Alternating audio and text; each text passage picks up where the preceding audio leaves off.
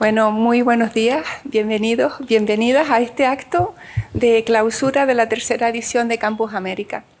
Escuchamos la guitarra de Juan Miguel Castellano González, que nos interpretó la pieza Milonga de Jorge Cardoso.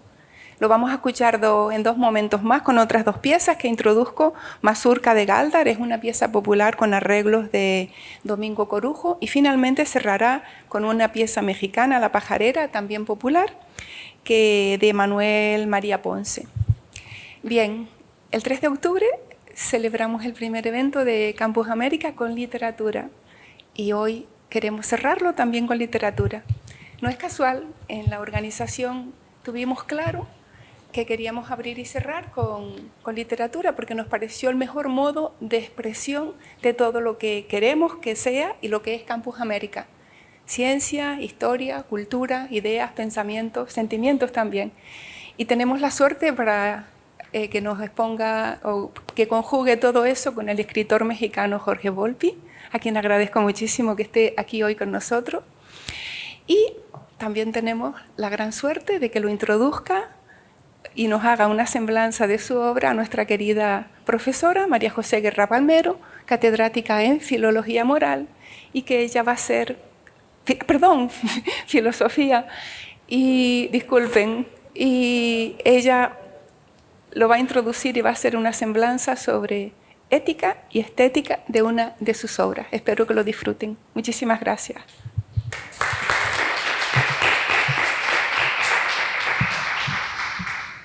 Sí. días.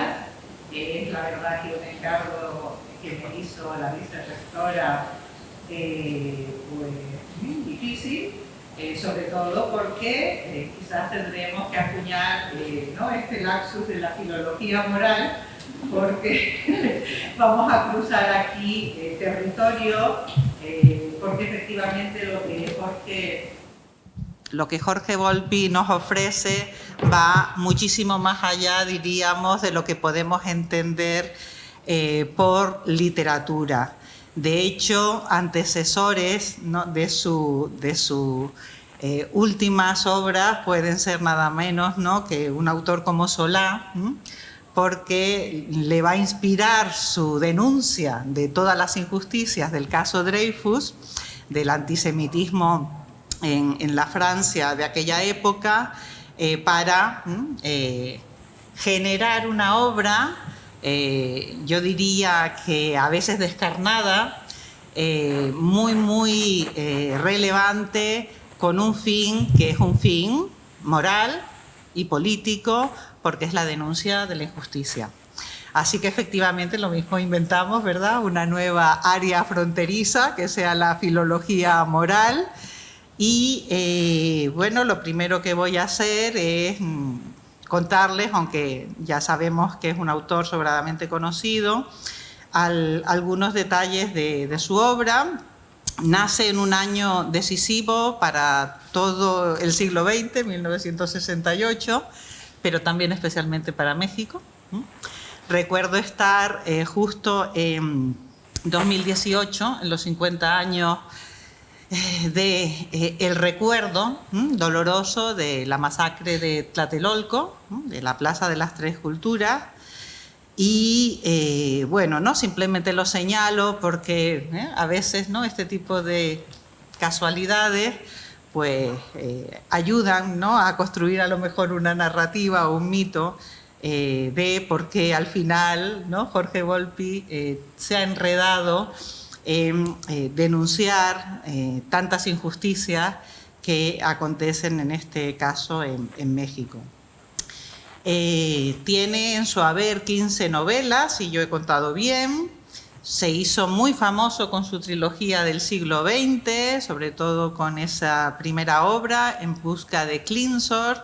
Y ahí vimos que tenía mucha afición por la ciencia, por la filosofía. Y bueno, esta trilogía le siguieron El fin de la locura y Tiempo de cenizas. La primera obra es del año 99, la segunda del 2003 y la tercera del 2006. Muchísimos premios, ha sido un autor muy premiado, por ejemplo el premio Planeta América para La tejedora de sombras en 2011, Oscuro bosque oscuro en el 2010, Memorial del engaño en 2013, Las elegidas 2014. Y bueno, pues llegamos a esta novela que te captura y no te suelta. Una novela criminal, por ella también obtuvo el premio Alfaguara de novela en el 2018 y bueno, ya me he disculpado con él por no poder estar más allá al día con sobre todo ¿no?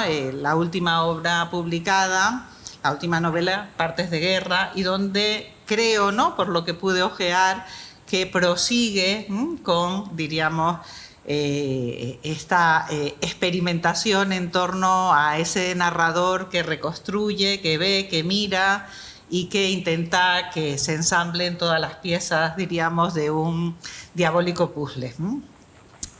Así que, bueno, también es ensayista, tiene examen de mi padre, ¿no? Es uno de sus últimas obras que podríamos considerar de ensayo, 2016, aunque también está ahí volcado, ¿no?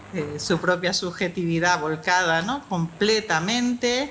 Y también, recientemente, Las agujas de mentes, ¿no? Son una obra de teatro. Y solo para darles un dato de la importancia de su trayectoria, decir que ha sido traducido a 30 idiomas, ¿no? Si las reseñas y lo que he buscado no me fallan. Cuando Lidia me planteó presentar a Jorge Volpi, lo primero que pensé es esto de la filología y la filosofía, ¿no?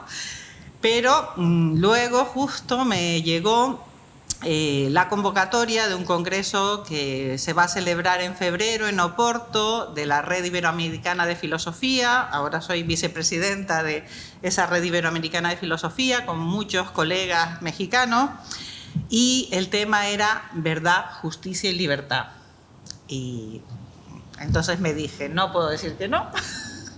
Es decir, estos, ¿no?, son mis temas, son los temas que no abandonamos esta gente, diríamos, obcecadas y persistentes, que somos los que nos dedicamos a la filosofía, y una disciplina que además está montada sobre la enorme tensión entre la apariencia y la realidad, entre la doxa y la episteme, desde al menos, ¿no?, nuestro maestro Platón. Así que pensé, ¿no?, que efectivamente una de las cuestiones que vertebra la obra de Volpi es el estudio del poder, la autoridad y sobre todo la capacidad para construir realidad o construir realidades alternativas, lo que nos lleva además a un debate de plena actualidad, que es la famosa posverdad, que no aspira solo ya, diríamos, como quizás antes la propaganda, a manipular, a lanzar bulos, a lanzar esto que se llama la tinta de calamar, que lo oscurece todo, medias verdades, sino a crear marcos narrativos alternativos que de alguna manera tuerzan el juicio moral y político de la ciudadanía. Lo digo, diríamos, en términos políticos.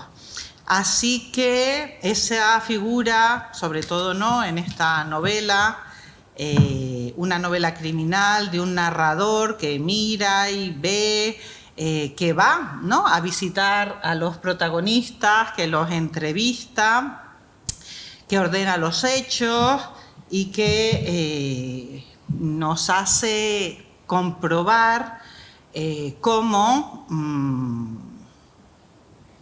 una ficción, además diríamos ofrecida a uno de los grandes actores de la posverdad contemporánea, que son los medios de comunicación, pues se convierte en una trampa mortal para, en concreto, mucha gente, pero bueno, aquí hay dos personajes principales, una ciudadana francesa, Florence Cassés, que además diríamos que a esta condición se le debe el que este caso sea un caso excepcional, en el sentido de estar bajo los focos de la luz pública e incluso creando un problema diplomático. La otra persona, Israel Vallarta, que ¿no?, frente a las luces, ¿no?, que caen sobre la figura de Florence, bueno, pues va a estar más en la oscuridad, pero que el narrador nunca descuida y que sobre todo nos pone ante el hecho de que en México se ha normalizado la injusticia. De hecho, te estoy citando porque esta semana he tenido también la oportunidad de escuchar en plataformas algunos de tus diálogos y debates con otros autores, por ejemplo, con Emanuel Stills, que es una de las periodistas que con su libro El teatro del engaño, de alguna manera, ¿no?, también te conduce a una novela criminal. Las cloacas, lo voy a decir así, ¿no?, con el término que nosotros entendemos ahora en España, bueno, pues son desgraciadamente ubicuas, corrupción, montajes, bulos.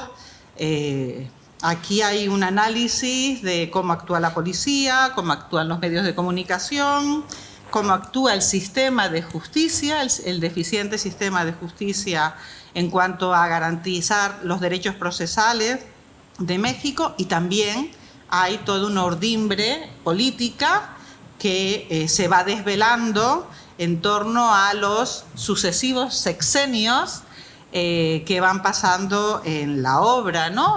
Diríamos que comienza con Vicente Fox, sigue con Felipe Calderón, Peña Nieto, y bueno, dado que Israel Vallarta sigue en la cárcel, pues ¿no? Nos encontramos también con López Obrador, que de todas maneras es un actor desde el principio por esa elección de 2006 que fue tan contenciosa, ¿no? Tan reñida y tan difícil para la política mexicana.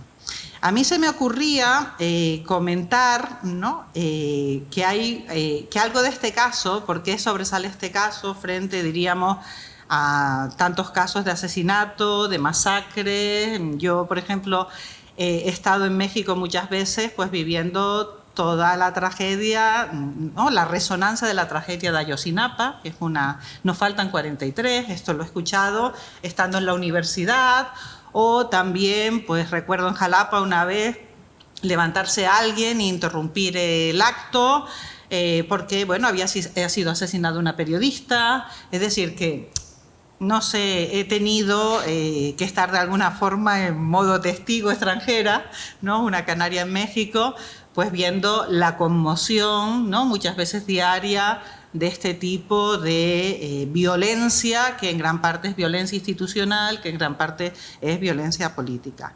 Pero sobre este caso sí me ha llamado la atención el que Florence Cassé pues desafiara al poder y incluso públicamente contradijera a uno de los grandes, diríamos, perpetradores del montaje, García Luna, que Yuli García, una periodista colombiana que trabajaba para medios mexicanos, fuera haciendo ese trabajo, ¿no? de detalle, poniendo de manifiesto todas las incongruencias de la narración, porque va a ser, diríamos, un montaje donde ¿no? se cae pronto en la idea de que efectivamente es un teatro del engaño, y a partir de ahí las incoherencias, incongruencias van sucediéndose. Y también Emmanuel Steel, a la que ya hemos citado por, diríamos, ese libro que antecede al tuyo. Hay una categoría de la retórica clásica que es la parresía, ¿no? Que es esto, decirle al poder la verdad, incluso de una manera brusca, que me llama la atención que la protagonicen, en este caso, ¿no? 3 mujeres que no se acomodan, diríamos, al disciplinamiento de el silencio, o ya arreglaremos este asunto, ¿no? de otra manera, pero no en los focos de la esfera pública. Esto me ha llamado mucho la atención porque, claro, sin esfera pública, sin esfera de debate, y ahí, diríamos, entro yo como persona, ¿no? que se ha dedicado sobre todo a detallar lo importante que es esa esfera pública de transparencia, precisamente como efecto de control del poder y de la autoridad, pues como, diríamos, llenar de luz la sala. Así que quiero de todas maneras acabar y ya pasarle, ¿no? el uso de la palabra a Jorge Volpi con una cita que encontré en la página 210 del libro y que es una transcripción de un testimonio de Israel Vallarta. Está en la cárcel y dice así: aquí he conocido a gente muy valiosa. Yo sigo siendo mexicano, ¿no? A ver, espérate, que ni me entiendo yo en mi propia letra, esto es tremendo ya. México es un país maravilloso. Lleva 17 años en una cárcel mexicana. Y desde aquí dentro lo sigo amando. Lo sigo amando. Profesión de amor por México. Habría, ¿no? muchísimas cosas para seguir, ¿no? discutiendo, pero creo que como introducción puede servir y, por favor, Jorge, tienes la palabra.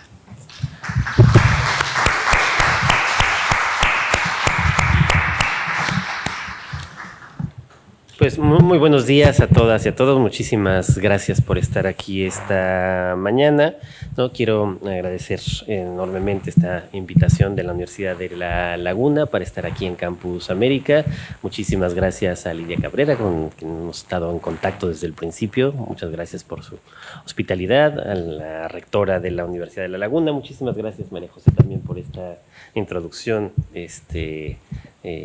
tan precisa y tan interesante, ¿no? Que desata muchos temas a seguir, y pues me da realmente muchísimo gusto volver a Canarias y estar aquí en esta universidad con todos ustedes.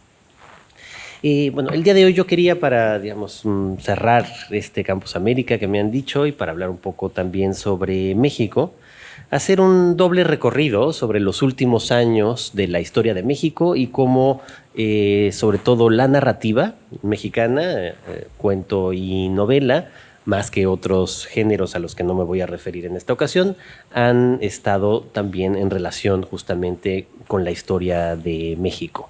Es un doble recorrido sobre la historia reciente de mi país y sobre la literatura reciente de mi país en términos narrativos, y eso es un poco lo que quería compartir con ustedes en esta mañana.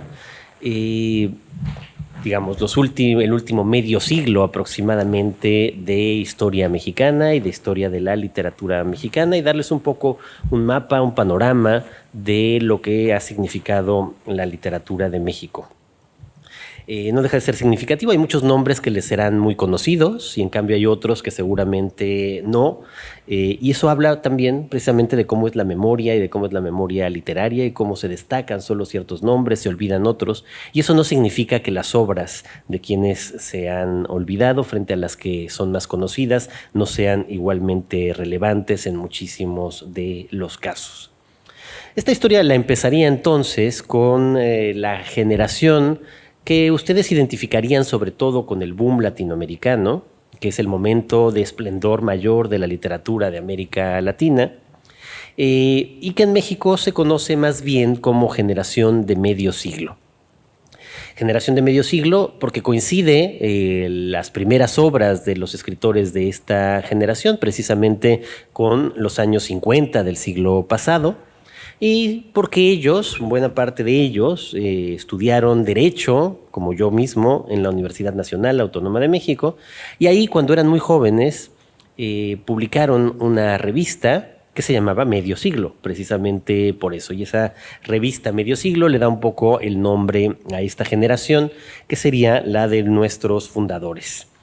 Miembros de esta generación todavía están en activo, y eso les diría que habla también de la continuidad de la literatura mexicana. Yo podría identificar desde ellos hasta nuestros días al menos ya 6 generaciones distintas, y esas 6 generaciones, las 6 se encuentran en activo, y eso también habla pues eso de esa enorme continuidad de nuestra tradición literaria. Desde luego, la figura más importante, la figura más visible de esta generación, y que lo fue durante todo ese segunda mitad del siglo XX mexicano y todavía buena parte de este nuevo siglo XXI, es por supuesto Carlos Fuentes, ¿no? Que se ha convertido en la figura emblemática de ese México. Pero a esa misma generación pertenecieron también pues, los que han sido hasta ahora nuestros escritores más relevantes, varios de ellos galardonados con el Premio Cervantes. Además de Carlos Fuentes, Sergio Pitol, Premio Cervantes, Elena Poniatowska, Premio Cervantes, José Emilio Pacheco, igualmente, y otras figuras clave como Margot Glantz, como Juan García Ponce o como Inés Arredondo. Para ubicarnos entonces históricamente, esta es la generación que empieza a escribir y alcanza su mayor esplendor todavía durante la gran hegemonía del PRI, de este partido que en ese momento era el partido prácticamente único, la oposición era simbólica, la democracia era ficticia, es decir, había una constitución, la sigue habiendo, que establecía reglas democráticas claras, pero ninguna de las cuales se aplicaban. Y esto habla justamente de algo que no ha dejado de pasar desde entonces hasta hoy y que a mí me ha preocupado mucho, que tiene que ver cómo la construcción de la legalidad mexicana era sobre todo una ficción. O sea, se hacía creer que México era una democracia, había reglas para que hubiera partidos de oposición, había elecciones, a diferencia de otros países de América Latina que tenían dictaduras muy claras y en donde las elecciones estaban prohibidas. No, nosotros cada 6 años, con una regla de que nadie podía reelegirse ni repetir, podía haber elecciones más o menos pacíficas, pero elecciones que siempre ganaba el candidato del partido oficial, porque las reglas ya en letra pequeña establecían justamente esta ficción suprema, la ficción de ser una democracia imaginaria, pero al mismo tiempo, en realidad, un régimen de enormes tintes autoritarios. Es en ese México único, en los que los miembros de esta generación surgen como sus primeros y más importantes críticos. La modernidad mexicana, digamos, no es que haya nacido con ellos, ya tenía figuras clave anteriores, si pensamos sobre todo en esa dupla peculiar que formaban Juan Rulfo u Octavio Paz, desde el campo de la narrativa o desde el campo de la poesía y el ensayo, pero inmediatos herederos de Paz y de Rulfo, recordemos que Pedro Páramo se publica a principios de los años 50, va a ser esta generación de medio siglo, cuyo disparador inicial, por supuesto, es el muy joven Carlos Fuentes, que publica en el año 59 La región más transparente. La novela que no solo inicia la modernidad narrativa mexicana, sino también la novela que inicia la novela urbana mexicana. Fuentes, ya de manera muy clara, intenta en esos años en los que México intentaba también mostrarse como una nación moderna, rica, próspera, ¿no? Y lo era en muchos sentidos, si pensamos ya en los años 60 y 70, y sobre todo si la comparamos el México de entonces con la España de entonces, era una sociedad más próspera, más rica incluso que la propia sociedad española. Y que intentaba mostrar esa modernidad. Y Fuentes justamente intenta esa simbiosis de modernidad y tradición, recurriendo a temas mexicanos en todos los casos, a temas que hacen una evocación constante del pasado mexicano, tanto del pasado real, del pasado prehispánico y colonial, pero también del pasado simbólico, de sentirnos herederos directos de los antiguos pobladores de América, en esta construcción del mestizaje que el PRI también mantenía como una especie de amalgama que permitía una sociedad que se presentaba como homogénea, aunque no la fuera. El mestizaje es otra de esas ficciones que crea el Estado para asumir que los mexicanos todos somos al mismo tiempo mestizos, aunque nos sentimos herederos directos solo del pasado indígena y no del pasado español, pero que en cualquier caso se hace esta reivindicación, pero que siempre dejó en los márgenes a las comunidades indígenas a las que se invisibilizaba por completo, precisamente por no ser mestizas, y las que sufrían más condiciones de desigualdad y de pobreza. Bueno, en ese ambiente, esta generación, la generación de medio siglo, primero con Carlos Fuentes y luego con todos los demás, intentará mostrar una enorme modernidad. Toman elementos de las vanguardias y de la literatura de todas partes del mundo, fundamentalmente del caso de Fuentes y otros de Estados Unidos y de la literatura anglosajona, pero también con una enorme cercanía con la literatura francesa de la época, con las técnicas de vanguardia de entonces, con el Nouveau Roman en Francia, para dar estos productos que son híbridos en el sentido también mestizos, en ese sentido de que intentan ser al mismo tiempo profundamente mexicanos, pero también profundamente internacionales. Y esa va a ser sobre todo la figura que va a destacar con Carlos Fuentes. El México de entonces, pues, parece un México que, aunque sea autoritario, al mismo tiempo se ve todavía con una cierta confianza la tradición social que mantiene el PRI desde la Revolución Mexicana, con estas conquistas sociales.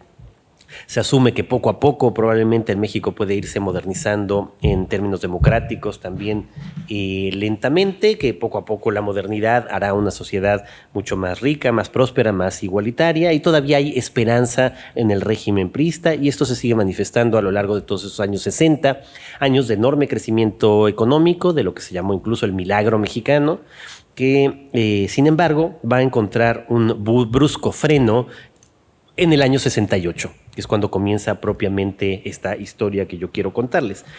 Ahí ya están en activo todos estos escritores de la generación de medio siglo, todos escribiendo y publicando, sobre todo en un suplemento emblemático de esos años, un suplemento literario, que era el suplemento de una revista que se llamaba Siempre, el suplemento se llamaba La Cultura en México, y ahí todas estas figuras están escribiendo y justamente no solamente con textos literarios, sino también comentando la actualidad política mexicana e internacional. Y ahí es donde va a aparecer de pronto esta ruptura brutal que representa el 68. Como ustedes saben, en México fue el país donde los actos de represión fueron más drásticos, sobre todo el 2 de octubre del 68, cuando en la matanza de la Plaza de las Tres Culturas el ejército directamente disparó contra los estudiantes reunidos en la plaza.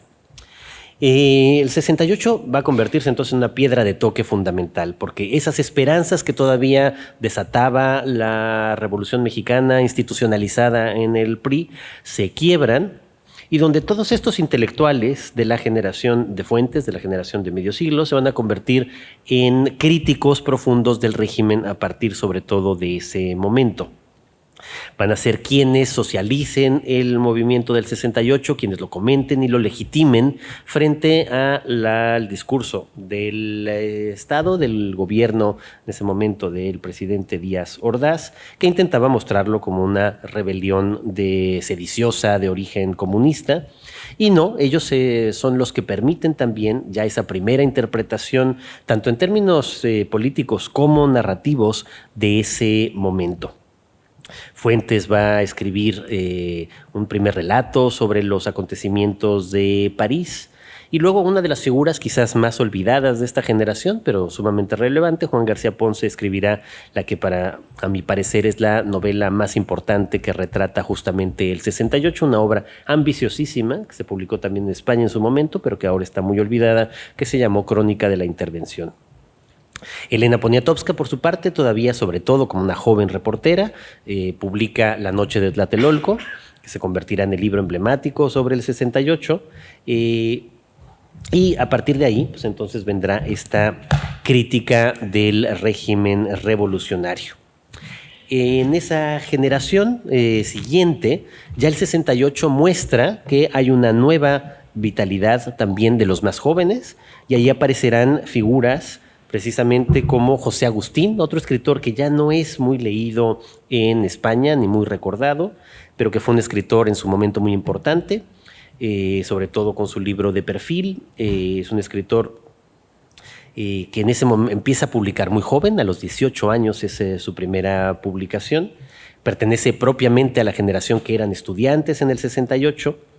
Y él y otros miembros de esa generación, me referiré luego a algunos más, son quienes se dedican entonces a algo que no habían hecho la generación de sus mayores, que es a retratar literariamente cómo había sido la juventud de esos años. Ese es una escritura que, aunque deriva de sus maestros, de Fuentes y de los demás, intenta sobre todo todavía ser más experimental y más abierta respecto a la vida de los jóvenes en ese momento. José Agustín, por lo tanto, se convertirá en una figura que ya habla con un realismo descarnado de esa etapa de sexo, drogas y rock and roll, que será modelo para muchos escritores posteriores, no solamente de México, sino, por ejemplo, también los escritores de la movida en España. Pero estamos hablando todavía de un antecedente importante porque es bastante anterior. Entonces, José Agustín va a ser otra figura importante, y de su generación habrá otras que hemos también olvidado y que también valdría la pena recordar. Por un lado, María Luisa Puga, una escritora sumamente interesante, de la que ahora hemos intentado desde la UNAM incluso también rescatar ya varios de sus libros que han quedado un tanto en el olvido. Y también contemporáneos de María Luisa Puga o de José Agustín, va a ser un primer grupo de escritores del norte de México que comienzan también a tener una literatura que se aparta de lo que estaba escribiéndose en el centro. México hasta ese momento había sido y lo sigue siendo en muchos sentidos, pero en esa época todavía más, un país que otra vez se pretendía homogéneo, pero donde todo se decidía en la Ciudad de México, se convertida en ese crisol del país y crisol aparentemente de contradicciones y de modernidad. y en cambio empiezan a aparecer escritores como Jesús Gardea, por ejemplo, que intentan hacer una literatura en los márgenes. En este caso los márgenes era, por supuesto, el norte del país, con un paisaje completamente distinto, un paisaje sobre todo desértico, y con una realidad que no se parece mucho a la mexicana. Y ahí va a venir otra nueva tensión entre estas que tendremos en la literatura mexicana. Una tensión ya no entre exactamente lo rural y lo urbano, como había sido en otras épocas, sino más bien entre el centro y las periferias, y la manera como la Ciudad de México intenta englobarlo todo y cómo hay ciertos intentos de resistencia desde lo local. Por supuesto, es una época en donde la visibilidad es sobre todo de los escritores hombres. Eso se va a mantener a lo largo de mucho tiempo, no solo en México, sino en toda América Latina. Y sin embargo, insisto, ya había escritoras importantes, como la propia Elena Poniatowska, como Inés Arredondo, otra cuentista a la que yo rescataría enormemente, probablemente la mejor cuentista mexicana de esta generación, que también ha sido muy olvidada. Que se ha reeditado poco, pero de manera también constante en México y un poco más recientemente también en España. Entonces tenemos ahí, bueno, esta parte en donde todavía ya tenemos una época de enormes tensiones, en donde el PRI poco a poco va perdiendo esa legitimidad que había alcanzado en otros momentos. El 68 marca esa ruptura. El PRI intenta en ese momento, como reconversión, sobre todo con la presidencia de Luis Echeverría, dar un giro hacia la izquierda, pero muy pronto eso nos llevará a una crisis económica permanente que comienza desde el año 76 con la primera gran devaluación del peso y que luego no parará hasta el año 94. Recurrentemente México, eso que había sido una etapa de crecimiento anterior, ese milagro mexicano, de repente ya no existe y se sucederá una crisis económica tras otra. Y esto, por supuesto, también tendrá un impacto en la vida política y en la vida literaria y en la descomposición paulatina del régimen. Sin embargo, habrá que esperar hasta el año 88, y estoy dando solo exacto, por lo tanto, como unas cuantas fechas emblemáticas, tanto para la literatura como para la vida política del país, que vendrá un primer revulsivo. Ese gran revulsivo será la primera elección competida contra el PRI, justamente en el 88, cuando una parte misma del PRI, aquella que se identificaba todavía más con la izquierda, comienza a separarse del PRI y a formar una corriente propia, a la que se llamará corriente democrática y que luego dará lugar y paso a los distintos partidos de izquierda o de, por lo menos alineados a la izquierda, que irá habiendo en México a partir de entonces, sobre todo primero el PRD y luego Morena, el partido actualmente en el gobierno. En cualquier caso, el origen está ahí, en las grandes manifestaciones que por primera vez comienza a haber en México en el año 88, que van a ser claves, sobre todo para la elección ya en el año 94. Aquí aparece entonces, a la sombra de la crisis económica, a la sombra de este desencanto ya frente al régimen oficial, una nueva generación de escritores muy interesante, de los cuales mencionaré solamente 4 ejemplos distintos. Por un lado, Juan Villoro, ¿no?, que quizás sea el escritor más relevante o más conocido, incluso en España, de esta generación, cuentista muy notable, cronista fundamental de lo que ha ocurrido en México en estos años, heredero por lo tanto también de la figura de Carlos Monsiváis, ese otro gran cronista de la época, y la crónica y la no ficción va a ocupar también un lugar muy importante a partir de entonces en México. Y ahora también sobre todo un dramaturgo muy notable y también un novelista, aunque sus novelas quizás sean menos interesantes que el resto de su producción. Siguiendo la tradición que venía del norte, de estos escritores a los que me referí antes, a Jesús Gardea y otros que experimentaban tanto con el lenguaje, con estos nuevos paisajes, la figura también clave de Daniel Sada, un escritor que murió también bastante prematuramente, pero que dejó varias obras importantes, también publicadas en España. Alberto Ruiz Sánchez, un escritor que durante mucho tiempo estuvo sobre todo experimentando con el lenguaje, venía del mundo de la poesía, con territorios ajenos a México, con la posibilidad justo de ser cosmopolita.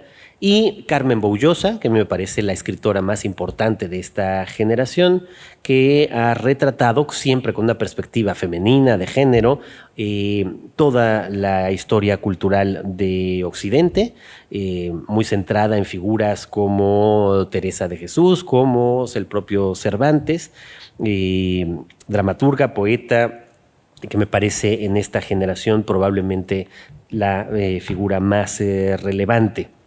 Y al mismo tiempo que estos escritores que están buscando estos nuevos caminos en medio de la crisis, todos ellos identificados de un modo u otro con la izquierda que comienza a despertar como principal oposición al régimen, tendremos también el nacimiento en el mundo y en México del llamado neoliberalismo.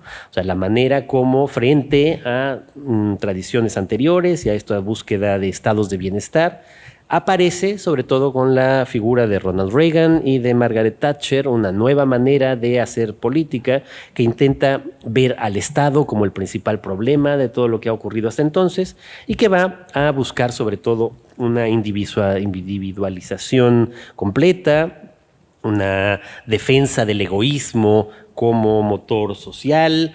Y en esos años del neoliberalismo, lo que también aparecerá en todo el mundo, y así se le conocerá en su momento, es lo que se suele llamar literatura light. Ese era el nombre que se le dio durante estos años de polémica que hubo en México y en otras partes entre la literatura light y la difícil. Entonces, mientras estos escritores a los que mencionaba reivindicaban la idea de una literatura difícil, por el otro lado, a la sombra de Gabriel García Márquez, no mexicano, pero que tenía una conexión muy cercana con México y que vivía en México mismo, aparecerá entonces también una literatura nueva que tendrá muchos lectores, acusada constantemente de ser literatura comercial, encarnada en el gran fenómeno editorial de esos años, que es Como agua para chocolate de Laura Esquivel. Una novela que se traduce a 50 idiomas y alcanza un éxito inmediato. Pero una novela que siempre, desde el lado más artístico mexicano, fue muy cuestionada. Entonces teníamos al mismo tiempo una literatura que se exportaba y que tenía un éxito enorme en el mundo, la que se le acusaba de ser light, y por el otro lado una literatura que intentaba todavía una tradición directamente artística, pero que conseguía al mismo tiempo muy pocos lectores.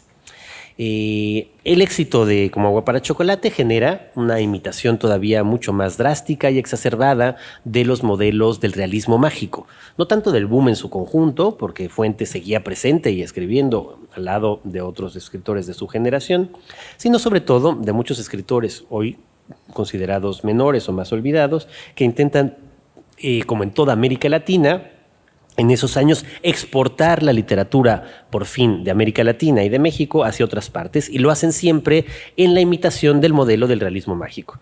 Al mismo tiempo que Laura Esquivel está logrando este éxito en el caso mexicano, por supuesto tenemos la figura aún más relevante en este sentido de Isabel Allende desde Chile, haciendo algo semejante.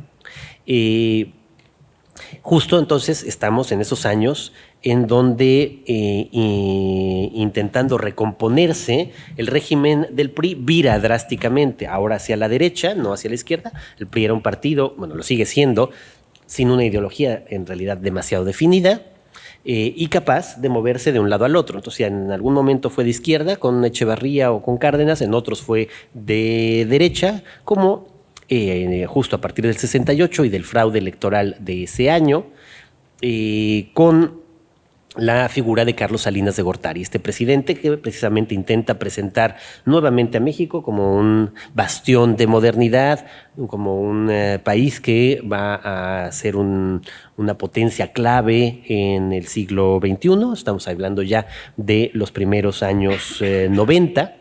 En donde se exporta esta literatura mexicana, en donde al mismo tiempo Octavio Paz gana el Premio Nobel de Literatura, en donde Carlos Fuentes gana el Premio Cervantes, en donde la literatura mexicana empieza a verse de nuevo en otras partes del mundo, y eso es un poco lo que intentaba también en términos políticos Salinas de Gortari. El siguiente año clave, por lo tanto, en esta construcción, tanto de lo literario como de lo político, hemos mencionado el 68, luego el 88, el siguiente año clave en esta historia va a ser sobre todo el año 94. Es el último año de gobierno de Carlos Salinas.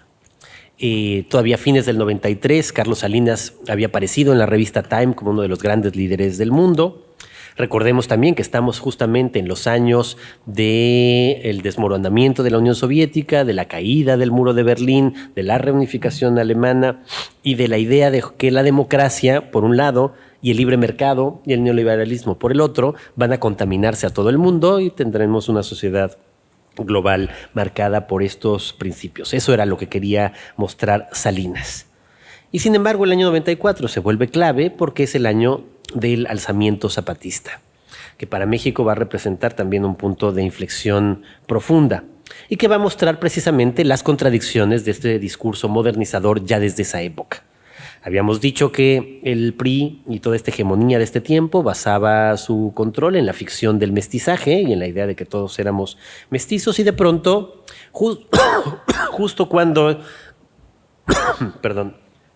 México firma el Tratado de Libre Comercio con Estados Unidos y Canadá, o sea, la prueba máxima, digamos, de la integración en el neoliberalismo de la época, un grupo de indígenas se rebela en armas en el estado de Chiapas, justamente uno de los estados más pobres, más desiguales, más olvidados de México, y eso va a ser un revulsivo profundo para toda la vida política e intelectual mexicana. Después del alzamiento zapatista, de los discursos del subcomandante Marcos, vendrán además otros 12 crímenes políticos sumamente importantes en el mismo año: el asesinato del candidato del PRI a la presidencia, Luis Donaldo Colosio, el asesinato del secretario general del propio PRI, que marca pues ya ese punto de descomposición profunda, ahora sí, del régimen de la revolución. Y mientras esto está pasando, digamos, en esos años, surge una siguiente generación de escritores que es con la que yo directamente me identificaría. Es como si la mía estuviera justo ahora en medio de este relato. En ese momento aparece un grupo del que yo formé parte, al que le dimos el nombre del Crack, que era un grupo formado por 5 escritores en su momento original: Ricardo Chávez Castañeda, Eloy Urroz, Ignacio Padilla, que murió hace unos pocos años desafortunadamente, Pedro Ángel Palou y yo mismo, que intentábamos reivindicar un regreso al boom, un regreso a la figura sobre todo de Fuentes, de Pitol, de Pacheco, de Poniatowska, etcétera, de ese momento, para tratar de distanciarnos de la idea de que los escritores mexicanos tenían que escribir necesariamente sobre México y que un escritor mexicano podía tener la misma legitimidad que cualquier escritor del mundo para ocuparse de otros temas. Al mismo tiempo que nosotros, que este pequeño grupo, surgen también otros escritores que en este momento ya tienen un lugar fundamental en la literatura mexicana reciente, escritores un poco mayores o un poco menores que yo, pero en cualquier caso ya directamente de mi propia generación. Las figuras de Cristina Rivera Garza, una escritora pocos años mayor que yo, a la que conocemos desde entonces, a la que invitamos a formar parte del Crack, pero se negó sabiamente, pero que sigue siendo una amiga muy cercana y que ahora ha cobrado una presencia muy importante en los últimos años en la literatura mexicana por su reivindicación de la figura de las mujeres en México.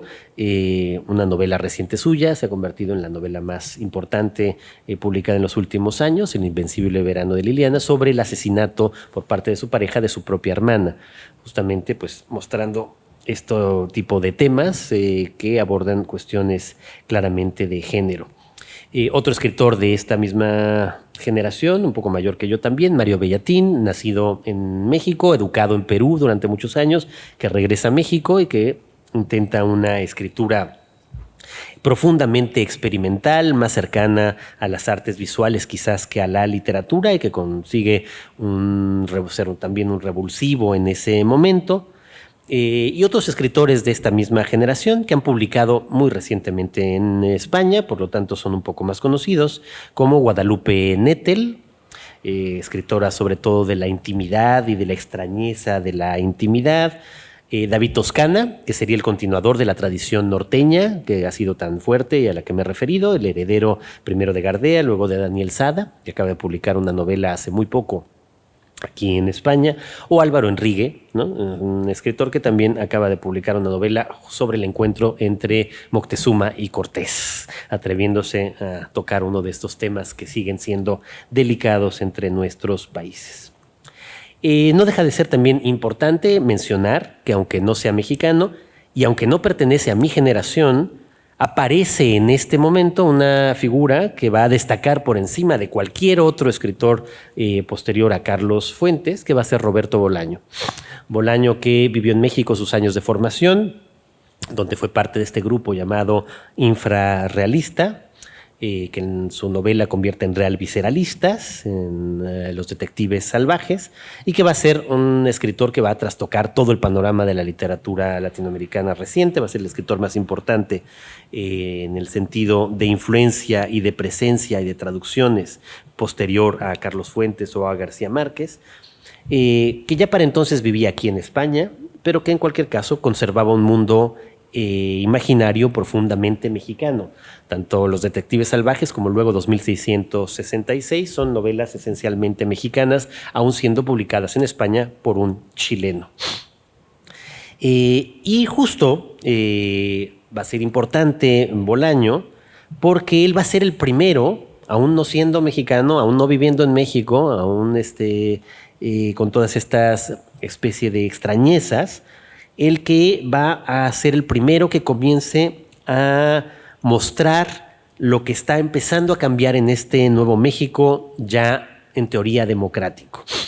Hablamos que otra fecha clave es el año 2000, el año en el que por fin un candidato de oposición vence a los candidatos del PRI, Vicente Fox, que viene curiosamente no de la izquierda, que es lo que siempre se había imaginado como posibilidad de alternancia, sino del PAN, del partido de derecha. El triunfo de Fox desata toda suerte de expectativas optimistas sobre cómo la democracia va a mejorar todo. Por fin la democracia llega a México, ya no la ficticia que teníamos en las leyes, sino la democracia real, hay alternancia.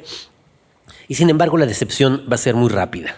Algo que ha vuelto a ocurrir ahora con López Obrador. Es como si estuviéramos repitiéndonos una y otra vez, en este caso los mexicanos. O sea, un principio de esperanza que ocurre con Salinas, que ocurre con Fox, que ocurre con López Obrador, y luego una decepción bastante inmediata. Bueno, la de Fox es muy rápida, no cambia prácticamente ninguna de las reglas del sistema, aunque haya alternancia. Entonces, de repente, la alternancia no parece ser un vehículo de transformación grande, y en cambio todo lo que venía mal del régimen autoritario previo se mantiene, sobre todo las enormes condiciones de desigualdad y sobre todo la absoluta falta de justicia. De la misma manera que la democracia era ficticia en la época hegemónica del PRI, también era ficticia la justicia. Pero era un régimen autoritario hegemónico que le gustaba tener reglas que parecieran que funcionaban. Ninguna funcionaba, pero como era autoritario, cuando había que hacerlas funcionar, se lograba. Entonces, eso mantuvo una enorme estabilidad en el país y una enorme tranquilidad, al menos aparente, frente a la posibilidad de que aumentara la violencia. En cuanto el PRI desaparece, se mantienen estas mismas reglas, el nuevo régimen no las cambia, y al no cambiarlas empieza a haber ahora sí una degradación de la seguridad pública, porque el régimen autoritario ya no la puede controlar y al mismo tiempo nadie cambia las reglas que eran falsas, que eran simples ficciones para tratar de parecer que hubiera justicia en un lugar donde en realidad tampoco la había. Cuando esto ocurre, comienza a degradarse también la seguridad pública, y el primer caso de degradación de la seguridad pública, bueno, son dos. Por un lado, el caso emblemático de las muertas de Juárez, y por el otro, el caso emblemático que justamente cuento en este libro, de los secuestros. Esas son las dos primeros brotes de violencia mexicana que ya eran signos de enorme alerta y de enorme alarma de que estaba pasando algo y de que si no se atajaba cambiando la justicia, México iba a entrar en una espiral de violencia inaudita. Por desgracia, ninguna de las dos cosas se atajó. Comienzan los feminicidios con las muertes de Juárez y no deja de ser significativo que el primero en narrarlas de manera lúcida y visionaria es el propio Roberto Bolaño en 2666, su novela póstuma, que aparece justamente en el año 2006. Y por el otro, casos como este, pero que toca recuperar mucho después, pero que ocurre en el año 2005, estamos hablando justo de dos signos muy preocupantes de lo que va a seguir pasando en México. Y viene ese otro momento clave de México. He estado hablando 68, 88, 94, 2000. El siguiente es el 2006. En 2006 compite al candidato de derecha, Felipe Calderón, contra el candidato de izquierda, Andrés Manuel López Obrador. La elección es sumamente cerrada. Seguramente hubo maniobras turbias también por parte del gobierno en su momento, es decir, del gobierno del PAN. Y en cualquier caso, el resultado electoral da la victoria a Felipe Calderón por menos de 100,000 votos, que para un país que en ese momento tenía ya más de 110 millones de habitantes, pues significaba nada. Hay un gran conflicto postelectoral, los seguidores de López Obrador toman las calles, las plazas, hay grandes plantones, una enorme conmoción política, y de esta enorme conmoción política deriva en que cuando finalmente Felipe Calderón toma el poder en septiembre del 2006, apenas en diciembre y sin haber anunciado nunca antes nada al respecto, lanza la guerra contra el narco. Por eso es tan importante el año 2006 en esta historia. ¿Qué significa que lanza la guerra contra el narco? Significa que por primera vez usa el ejército en operativos conjuntos con las policías federal y municipal para intentar atajar el narcotráfico, que empieza a convertirse en el problema de seguridad más importante, ya no los feminicidios como Ciudad Juárez, ya no los secuestros como el caso de Florence Cassé e Israel Vallarta, sino ahora directamente el narcotráfico. Pero lo que hace Calderón es probablemente una de las maniobras más irresponsables hechas por ningún presidente en México. Bueno, ahora López Obrador está tratando de alcanzarlo, pero bueno, en cualquier caso, sin conocer el país, a 2 meses de haber llegado, comienza con esta guerra contra el narcotráfico y en vez de disminuir la violencia, la aumenta a grados inauditos. La intervención del ejército nunca provoca que la violencia disminuya, provoca espirales de violencia. ¿Por qué? Porque estábamos en un país, insisto, en donde las leyes eran ficticias, donde nunca se cumplían y donde el entramado social estaba completamente enhebrado con prácticas que hoy llamaríamos criminales. Cuando a ese delgado equilibrio que el PRI mantenía gracias al autoritarismo, lo que se hace es mandar directamente a las Fuerzas Armadas a tratar de capturar a los malos sin que se sepa quiénes son, en una política absolutamente maniquea como la de Calderón, todo el sistema se desestabiliza y la violencia no hace sino crecer en una espiral inaudita. Una espiral que hace que del 2006 para acá México tenga 350,000 muertos, más de 100,000 desaparecidos y un número incalculable de desplazados internos. Cifras espeluznantes que son propias de una guerra civil, aunque no la tengamos declarada. Cifras que hacen de México, un país que había sido relativamente pacífico, uno de los países más violentos del planeta. Inevitablemente, esta violencia, que no hace sino aumentar y aumentar y aumentar, provoca también un cambio y una desestabilización de lo literario. No solo mi generación, pero digo nosotros, el crack, por ejemplo, que decíamos había que reivindicar, hablar de otros temas, de otros mundos, de otros lugares, poner a México en un lugar en otra parte. De pronto, la violencia es tal que parece que no hay otra cosa de la cual se pueda hablar. Y entonces hay un cambio radical otra vez en las prioridades de qué se narra en México. De pronto, como dice la artista visual mexicana Teresa Margolles, ¿y de qué otra cosa íbamos a hablar?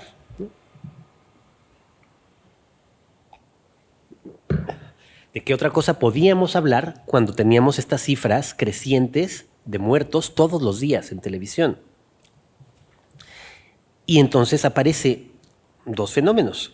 Que a mi generación no le queda más remedio que comenzar a hablar elusivamente o directamente de esa violencia ambiente, y es lo que van a terminar haciendo escritores como Rosa Beltrán, como el propio David Toscana, sobre todo como Cristina Rivera Garza, e incluso yo mismo. Había estado escribiendo antes novelas que pasaban en Alemania, en Rusia, en Francia, en otras partes, y de pronto no me quedó sino volver, como en esta novela, a escribir sobre México y sobre lo que estaba pasando.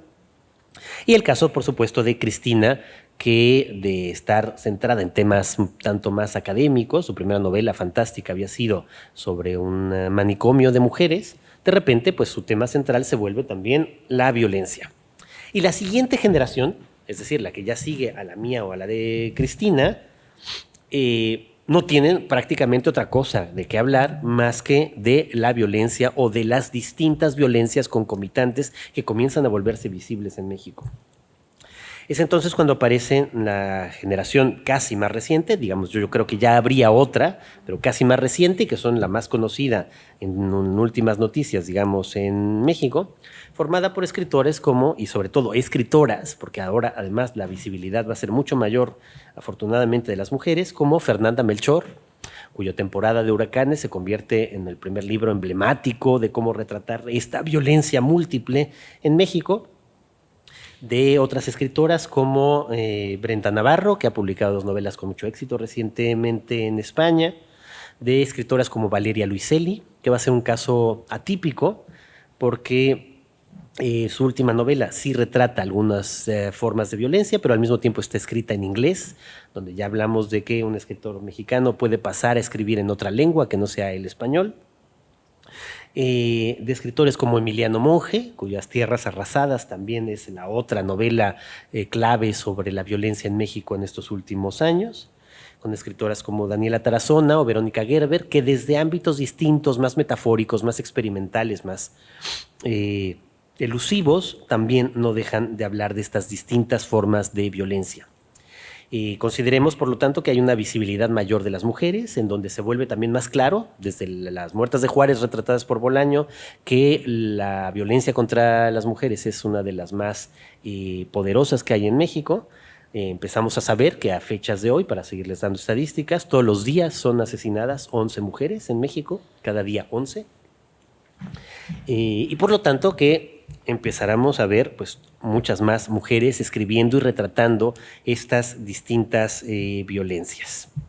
Y con eso llegaríamos a una generación última, todavía más jóvenes que estos escritores que he mencionado, entre los que podrían estar escritores como Jorge Comensal o como Aura García Junco. Ambos han publicado recientemente en España también novelas, son escritores ya nacidos en los años 90, que están empezando también a mostrar pues, nuevas cosas, nuevas reflexiones en torno a todos estos años.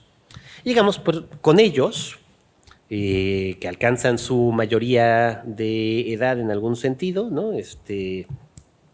Con el otro año reciente emblemático con el que acaba mi relato, que es el 2018, el año en el que por fin, después de todo lo que hemos dicho, la izquierda, después de fraudes, amenazas, masacres desde el 68 hasta ahora, llega por fin al poder. Y vuelve a ocurrir exactamente lo mismo que había ocurrido con Fox. La expectativa y las esperanzas desatadas por el triunfo de López Obrador son inauditas. Se piensa que por fin se atajará el principal problema de México, que parece ser la desigualdad, más que cualquier otro. Y lamentablemente en estos años hemos visto una transformación nada hacia la izquierda, sino más bien hacia la derecha por parte del régimen de López Obrador. Él, que había sido el mayor crítico de la militarización, que comienza con Felipe Calderón, ahora es quien más poder le ha dado al ejército en ningún país latinoamericano reciente. Ha sido una especie de conversión a mitad del camino. Parece como que encontró en el ejército la única lealtad absoluta posible, y al ejército lo que Calderón ya le había dado, que era el control de la seguridad pública. No solo López Obrador lo institucionaliza, sino que además le da el control sobre infraestructura, la construcción de infraestructura. El ejército en México construye refinerías, aeropuertos, trenes, tiene el control de las aduanas y de los puertos, tiene fideicomisos y otros medios de hacerse con recursos fiscales que no tiene ninguna otra institución. Y al mismo tiempo, también de manera muy extraña, López Obrador, que se reivindica de izquierda, lo que ha hecho en los últimos años sobre todo ha sido una reducción de la capacidad de acción del Estado, una medida que sería más bien típicamente neoliberal, más parecida a Thatcher que al estado de bienestar europeo. Disminuye enormemente el apoyo a la cultura y a la ciencia, y disminuye esa capacidad de acción del Estado en aras simplemente de una política, que esa no es que a mí me parezca mal, de apoyo directo a ciertos sectores marginales, lo cual correctamente siempre lo dijo que lo iba a hacer y lo hizo en esa parte, sí, o el aumento del salario mínimo, que por supuesto también ha sido muy importante, pero que contrasta con medidas típicamente neoliberales, aunque él acuse de neoliberales a todos sus enemigos, como esta reducción del Estado y sobre todo el inaudito poder que le ha concedido a los militares. Es en este ambiente en el que estamos ahora, ese es el México del presente, y el México al que las nuevas generaciones de escritores van a tener que enfrentarse. Un México otra vez muy contradictorio, donde no parece haber muchas esperanzas. Desde el 2000 han gobernado ya las principales fuerzas políticas del país, la izquierda, la derecha y el PRI, y las condiciones de desigualdad y sobre todo las condiciones de falta de justicia no han cambiado. México sigue siendo un país a día de hoy en donde se resuelve el 0.5% de los crímenes, de los delitos que se denuncian. 0.5%. Significa que el 99.5% de cualquier crimen que se comete en México no se resuelve. Nuestro sistema de justicia sigue siendo, por lo tanto, inexistente. O más bien, sigue siendo el mismo sistema de justicia que teníamos en la época priista. Un sistema de justicia que está diseñado y que solo sirve para garantizar la impunidad de los poderosos. Bueno, ese es el México del presente y simplemente terminaría diciéndoles algunos puntos de tratar de hacer un resumen de qué tipo de escritura literaria se está haciendo en este México del presente. Por un lado, sigue muy vigente la novela histórica en distintas versiones, que yo creo que es natural e inevitable que intentemos reflexionar, seguir reflexionando sobre cuál ha sido esta historia, no solo esta historia reciente que acabo de contarles, sino una historia que va desde épocas prehispánicas hasta nuestros días y donde muchos escritores están intentando mostrarla de maneras diversas. Ahí tenemos desde Pedro Ángel Palou, que acaba de publicar una novela que se llama simplemente México y que cuenta la historia de 3 familias desde la conquista, en 1521 hasta el año 1985, el año del terremoto, que también fue otro momento importante de nuestra historia, o la novela de Álvaro Enrique, que acaba de salir aquí en España, que les digo que trata sobre el encuentro de Cortés y la Malinche y Moctezuma.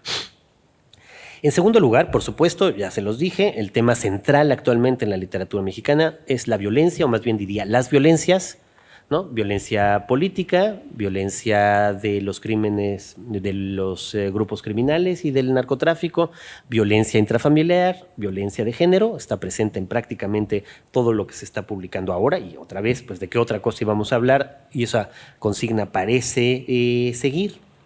Sigue habiendo una tradición que viene de todo esto que les he contado, de experimentación, que también está ahí presente, tratando de ser más elusiva, más radical, y que ahora está muy de cerca con lo que llamaríamos literatura expandida, con el uso de las redes sociales, de la computación, etcétera. Tenemos también una época de un privilegio absoluto de lo audiovisual frente a lo literario. Prácticamente todos los escritores, y no me excluyo de estas últimas generaciones, de una manera u otra estamos dedicándonos al audiovisual también. De una novela criminal se estrenó hace un mes y medio, una serie de televisión en Netflix, y todos los escritores recientes que he mencionado, todos están trabajando también en proyectos audiovisuales, para bien o para mal, que quizás sustituyan o no la importancia que tenía lo literario. Y también un México que con todos estos hechos, la crónica y la no ficción también siguen siendo igual de relevantes. desde las figuras emblemáticas de Poniatowska o Monsiváis como cronistas de una época muy importante, a pasar por Juan Villoro. Ahora tenemos también todo un grupo de periodistas narrativos que están tratando de explorar lo que está pasando realmente en México y que tal vez tiene una explicación en que si el poder, todos los poderes, todos los partidos siguen basando sus políticas en ficciones, ficción de que hay justicia, ficción de que hay igualdad, ficción de que la violencia disminuye, todo esto que seguimos viendo en el régimen de López Obrador. Bueno, entonces escritores y periodistas tenemos que intentar recuperar la verdad haciendo trabajo de investigación. Y bueno, con esto termino, digamos, este rápido, veloz, retrato de México de estos últimos 50 años, de estas 6 generaciones de escritores que estamos intentando contarles México desde México. Muchísimas gracias.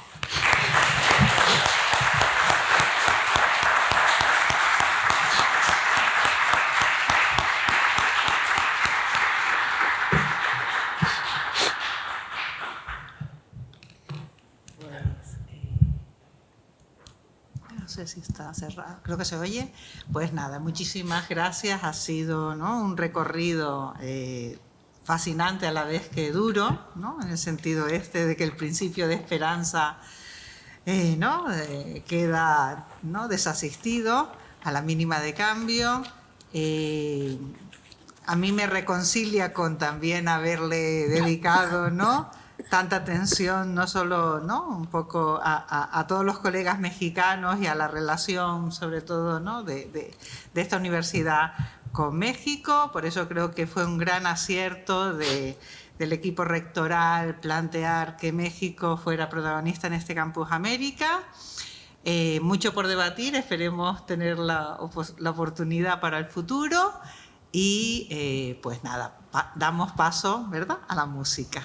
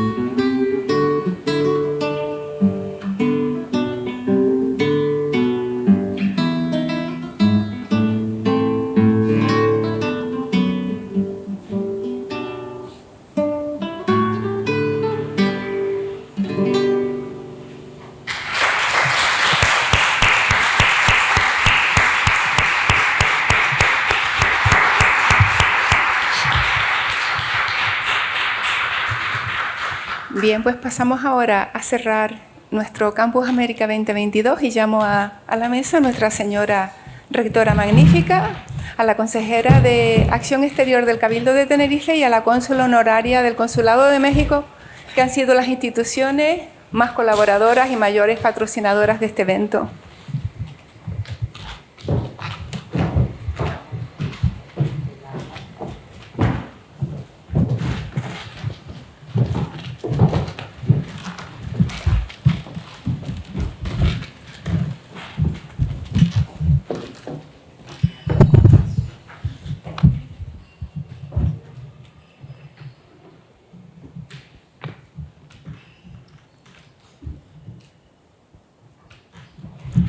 Bien, antes de pasar la palabra a las personas que me acompañan en la mesa, voy a hacer un brevísimo balance de lo que ha sido Campus América 2022.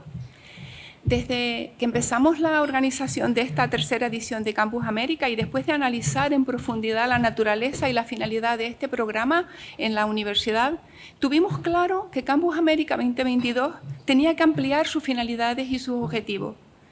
Y no solo porque los resultados de las ediciones anteriores no trascendían más allá de la bienal presencial cada 2 años, sino porque el escenario de la internacionalización, lo he dicho ya muchas veces, había cambiado. En ese marco, además de las relaciones científicas y académicas y fomentar la transferencia de conocimiento entre Canarias y América, nos propusimos básicamente pues crear una red estable interuniversitaria de Campus América para el fomento continuado de esas relaciones y esa actividad con instituciones académicas, tener un campus de formación permanente, reforzar un Campus América de posgrado con un enfoque decidido para el fomento de títulos de máster interuniversitario con universidades americanas, introducirnos en el conocimiento más profundo de la cultura de un país concreto, que en este caso fue México, ampliar las relaciones académicas y extraacadémicas con otros agentes sociales y también que Campus América trascendiera más allá de la laguna, que el campus incluyera también otros escenarios americanos. Bien, la agenda de eventos muy intensa que se organizó y que hemos desarrollado atendió a todos estos objetivos y después de esas 3 semanas podemos concluir a grandes rasgos lo siguiente. Campus América ha ampliado su escenario a 34 universidades y 13 países. La celebración de los seminarios en línea, que ha sido un gran acierto, y la retransmisión en abierto de los mismos, ha permitido una mayor participación de profesorado de universidades americanas y de prestigiosos ponentes. Un ejemplo, por ejemplo, ayer estuvo en el seminario de retos de agricultura americana la ministra de Agricultura de México. Y también de ampliar las relaciones con otras instituciones y otros grupos de trabajo de alta relevancia y que esperamos que prosperen en el tiempo en la consecución de esa red interuniversitaria de profesionales que pretendemos. Esa transmisión también en línea nos llevó a un mayor número de participantes que se han conectado desde distintas partes del continente americano. Yo estimo que en los 14 seminarios ha habido como alrededor de 1000 conexiones. Esto, unido a las noticias que sobre Campus América se han hecho en las distintas universidades destinatarias y también las noticias hechas por las organizaciones colaboradoras que han participado, estoy segura, sin lugar a equivocarme, que ha sido una proyección internacional de la UL en América sin precedentes. Campus América 2022 también ha conseguido ampliar su actuación en la sociedad tinerfeña, a través de esos seminarios, a través de las actividades desarrolladas en el campus de Adeje para todo el municipio, a través de los eventos celebrados en los ámbitos del emprendimiento de interés para toda la sociedad, a través de esa amplia oferta cultural que hemos tenido y las conferencias divulgativas. Ha sido muchísimo el público que ha visitado la Universidad de La Laguna en estos días, fuera de la comunidad universitaria. Y finalmente, también a través de las actividades desarrolladas conjuntamente con la Dirección General de Cooperación del Gobierno de Canarias y la Coordinadora de ONG de Canarias alrededor de los ámbitos de cooperación internacional al desarrollo y la formación para la ciudadanía. Finalmente, se estrecharon vínculos y compromisos de cooperación con las instituciones estatales más relevantes, como la Organización de Estados Iberoamericanos, Asociación Universitaria Iberoamericana de Posgrado, Casa de América y Fundación Carolina. A nivel internacional, se tomaron acuerdos de proyectos específicos con varias universidades y con el consorcio de rectores de universidades mexicanas, sobre todo en relación al diseño de títulos compartidos de posgrado. Y, para concluir, creemos que la apuesta por un programa centralizado desde el vicerrectorado ha permitido acoger no solo las propuestas de los distintos grupos temáticos, sino, esto me parece muy importante, alinear el conjunto de los eventos de Campus América con las estrategias institucionales en los ámbitos de la formación, la investigación, la proyección internacional, la internacionalización y la cooperación en todas sus modalidades. Termino con 3 retos que creo que también han sido como conclusiones relevantes, como conjunto de las voces que se han expresado en los distintos eventos. Que Campus América debe continuar siendo el reflejo del propósito institucional en las actuaciones de internacionalización de la Universidad de La Laguna con América. Que Campus América tiene que convertirse en un campus permanente, que sea plataforma no solo para actividades académicas, sino también para la cooperación al desarrollo y el emprendimiento. Que Campus América debe ampliar el escenario presencial de la Bienal más allá de la UL y que el próximo Campus América, ha sugerido muchísima gente, pueda desarrollarse en algún país de Latinoamérica. Y finalmente, que Campus América sea una plataforma que trascienda lo académico para convertirse en un gran espacio de proyección del mundo hispano. Bien, dicho esto, me van a permitir, sé que vamos mal de tiempo, pero me van a permitir que dé las gracias a todas las personas que han hecho posible Campus América 2022. En realidad, lo que me gustaría es nombrarlas a todas, muchas están aquí presentes hoy, y algunos de sus alientos, que son los que no se ven, pero los más importantes, pero sí voy a hacer como un resumen agrupado. En primer lugar, a los coordinadores, las coordinadoras de esos 14 seminarios y de las sesiones monográficas. A todos los que de un modo u otro colaboraron en la logística, gabinete de comunicación, espacios, personal del vicerrectorado. Por supuesto, a todos los asistentes de cada evento. Pero sí me permitirán que nombre a 2 personas muy especiales, que se han visto menos que yo, pero que han estado ahí desde el diseño de la estrategia hace ya casi 2 años, y durante todas estas semanas han estado al pie de las actividades. La directora de cooperación, Carmen Marrero, nuestra Rosy, y al director de cultura, Jorge Martín, también está aquí presente, creo, y por supuestísimo a todo el vicerrectorado de cultura y participación social en su conjunto. Finalmente, también quiero nombrar a 2 personas que se han sumado a la logística en el último tiempo, porque han sido la chispa, la alma y la alegría de estos días: Yolanda Cordobés, del Consulado de México, y Silvia Bravo, Fundación General UL. A todo el equipo de gobierno por el apoyo, especialmente a la rectora aquí presente, y siempre a todos ustedes por acompañarnos. Muchísimas gracias.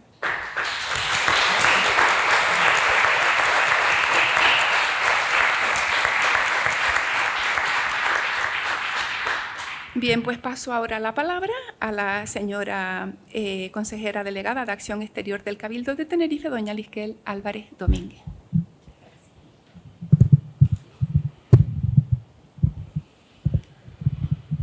Muchas gracias, buenos días. Buenos días a todos y a todas. Y llega el día de hoy donde toca clausurar este Campus América 2022, una edición que para mí, más que una clausura, es ponerle un broche, y en este caso tengo que decirlo, un broche de oro que se ha puesto a esta edición del Campus América 2022. A todas las personas asistentes toca agradecer, como bien ha dicho Lidia, el gran trabajo. Hoy es un día para agradecer, para felicitar, pero también para hacer una valoración de todo lo que ha sido y de todo lo que nos ha trasladado esta edición del Campus América. A todas esas personas en cada una de las jornadas, de los talleres, de las conferencias, de las actividades que han conformado este amplio y dinámico programa que hemos tenido a lo largo de este mes. La participación activa ha sido sorprendente por parte del alumnado, por parte de todos los colectivos que se han acercado a ver cada una de las actividades, de los estudiantes, de las personas que han asistido a cada una de las ponencias que han tenido, muchas de ellas pues en honor a México. De la misma manera que también es necesario dar las gracias, como ha dicho Lidia, a todo el equipo que está detrás y que lo hace posible. Nosotros estamos aquí y somos la cara visible, pero después hay muchas personas que conforman el equipo, que sacan adelante cada una de estas actividades y que lo hacen posible. No voy a mencionarlas porque ya lo ha hecho Lidia, pero a mí sí que me toca agradecer de una manera especial a ella misma, y es la vicerrectora, por su trabajo, por la dedicación y porque ha logrado la implicación de todos, ha hecho que este Campus América se ponga ese broche final y que haya conseguido que sea un referente no solamente dentro de nuestras fronteras, dentro de nuestra isla, dentro de la Universidad de La Laguna, sino también de manera internacional, de manera intercontinental. Y ya no solamente América, yo creo que el Campus América se ha logrado sonar hasta en la propia África. Estamos hablando de que es un Campus América que une continentes y que une países, que une personas y que une no solamente universidades, sino que crea alianzas y que hace que cada vez nosotros, las instituciones, sea más fácil conformar esas alianzas de manera estratégica para desarrollar proyectos de cooperación, proyectos de internacionalización, y que se ponga en valor el conocimiento de todos los estudiantes que cada día se forman por ese trabajo, por esa investigación, que queremos que sean futuros líderes, como bien escuchan a Lidia pues en todas sus palabras, que eso es lo que queremos, que se formen futuros líderes en la cooperación y en la internacionalización. También toca, como he dicho, hacer balance, hacer valoración de lo que ha supuesto, de lo que hemos valorado, del retorno que supone también para la isla de Tenerife, porque el Campus América ha sonado dentro y fuera. Hemos tenido una buena repercusión mediática dentro y fuera a nivel internacional. América ha sonado en Tenerife, pero también Tenerife ha sido nombrado en América, en este caso especialmente en México. América supone unos lazos que nos une con Tenerife, unos lazos que no debemos olvidar. Siempre he dicho, somos África, pero también de corazón somos América. Por último, también hay que hacer una recapacitación y una reflexión conjunta, tomando conciencia colectiva de todos los mensajes más relevantes de lo que nos llevamos en esta edición del Campus América, para ver qué podemos replicar en un futuro y qué futuras acciones podemos nosotras, las instituciones, las universidades, poner en práctica. Y me gustaría también acabar esta parte con un mensaje, que es preferible mejorar y preferible a tener que remediar.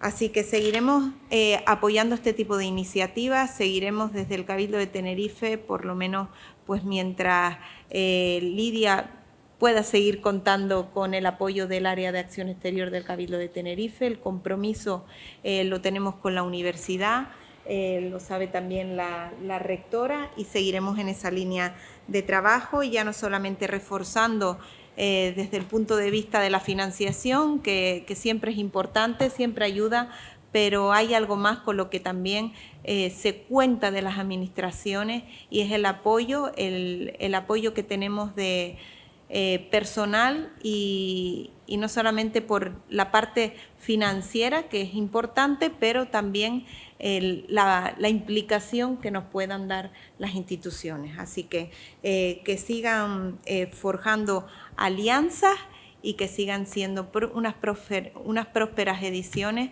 futuras tan exitosas como la que ha sido este año. Muchísimas gracias.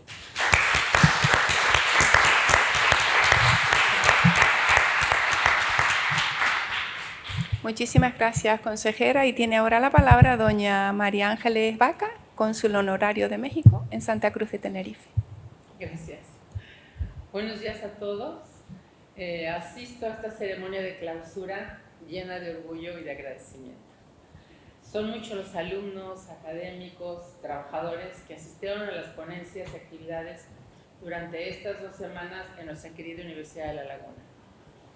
Expreso mi reconocimiento a la rectora, a la vicerrectora Lidia Cabrera, por apoyar que fuera México el país invitado. Sin un sistema de educación superior, vigoroso y de calidad, una sociedad se condena a la mediocridad en su desarrollo. La crisis que enfrenta la población mundial actualmente requiere que transmitamos conocimientos y valores profundos a nuestros jóvenes. Ustedes lo logran a diario y estos días se han enriquecido aún más. Han abierto las puertas de la universidad para que fuera el centro de encuentro y diálogo.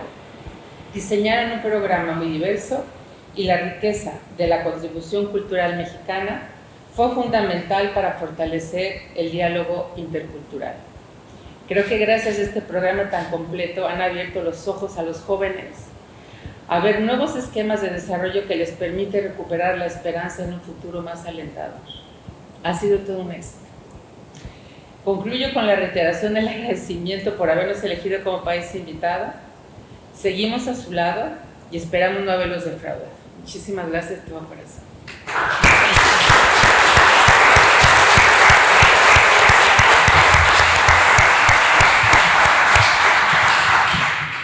Muchísimas gracias, María Ángeles. Y finalmente paso la palabra a la rectora magnífica, doña Rosa María Aguilar, para que haga el cierre definitivo de Campus América 2022.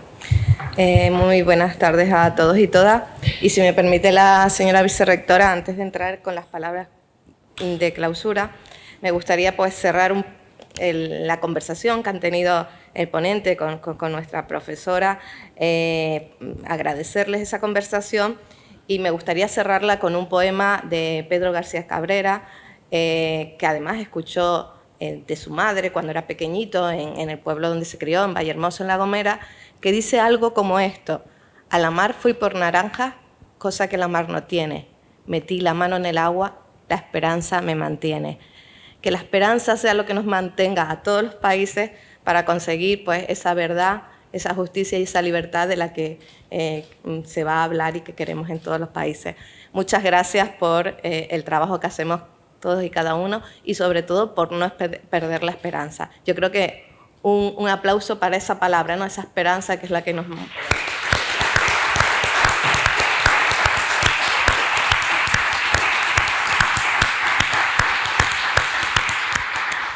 Y ahora sí... cerrando este Campus América 2020-2022, como han tenido la ocasión de comprobar, somos una gran universidad. Estamos conectados con el mundo, participamos en conversaciones científicas y proponemos soluciones para mejorar el planeta. Campus América ha significado, por tanto, nuestro saber hacer, nuestra inquietud por el contexto global y ha consolidado la vocación internacional de este centro académico. Se trata, pues, de una clara puesta en escena de nuestro compromiso social, que además ha evidenciado las fructíferas relaciones que mantenemos con el continente americano, de las que a buen seguro saldrán a partir de este evento nuevas colaboraciones científicas. Muchas gracias, querida vicerrectora, querida Lidia, por este esfuerzo descomunal, esta preparación impecable de tantos meses atrás, cuidando los detalles y haciendo partícipes a nuestra comunidad universitaria de esta gran iniciativa. Gracias por habernos hecho disfrutar con un evento de esta magnitud, en el que se han abordado los grandes retos del continente con el que tenemos mucho que ver y mucho que aportar. Muchas gracias también a las instituciones que nos han apoyado y sin las cuales no hubiera sido posible llegar hasta aquí. Siempre digo que la colaboración institucional es el mayor ejemplo de inteligencia política y social, y aquí ha quedado muy claro. Me siento especialmente orgullosa de los seminarios celebrados, de la calidad de las ponencias y de las grandes enseñanzas aportadas tanto por los investigadores de La Laguna como por nuestros colegas latinoamericanos. Ahora, más que nunca, hace falta cooperación científica, acuerdos internacionales que nos hagan valer como sociedad, impulsos que nos fortalezcan como ciudadanía y creo, sinceramente, que lo hemos conseguido. Tenemos que seguir caminando. ampliando nuestras fronteras, firmando convenios y abriendo nuevas oportunidades de cooperación científica. Estoy segura que Campus América nos ensanchará ese camino. Muchas gracias a todos y a todas.